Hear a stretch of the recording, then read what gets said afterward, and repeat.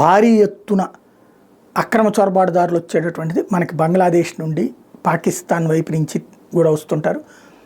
నేపాలు తర్వాత ఆఫ్ఘనిస్తాను ఇట్లాంటి చోట్లన తక్కువే, నేపాల్ ఎక్కువ వస్తుంటారు. కాకపోతే నేపాల్ భూటాన్ వాళ్ళని మనం పెద్దగా ప్రమాదకరంగా చూడడం, వీళ్ళతో ప్రమాదం ఉంటుంది. అందుకని కంచెలు వేసే కార్యక్రమం నడవడం, మయన్మార్తో కూడా అలాంటి ప్రమాదం అన్నట్టు కంచెలు వేసే కార్యక్రమం చేస్తున్నాం. ఇదంతా పెద్ద చర్చ నడుస్తుంది. అయితే ఇక్కడే అమెరికాలో ఏమైంది, మెక్సికో నుంచి కెనడా నుంచి అక్రమ మార్గాల వలస వచ్చేటటువంటి వాళ్ళని కంట్రోల్ చేయడం కోసం ట్రంప్ హయాంలో గోడ కడతంటే బైడెన్ వచ్చాక గోడను ఆపేసిన పరిస్థితి. ఇప్పుడు మళ్ళీ ట్రంప్ అధికారంలోకి వచ్చిన నేపథ్యంలో దాని మీద సీరియస్ కాన్సన్ట్రేషన్ చేశాడు.